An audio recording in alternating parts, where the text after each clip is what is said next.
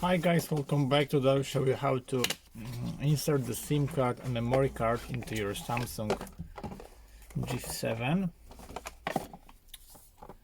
To do this we need this tool and stick,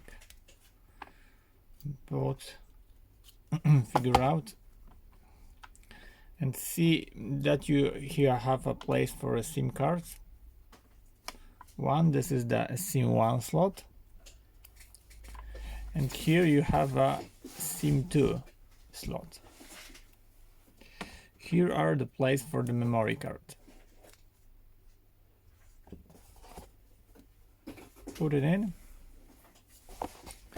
into the memory card and put the SIM card into your SIM1 slot. Pick and power on your device. I hope the video is helpful for you. If yes, you can tap subscribe my channel. See you by next video. Hey!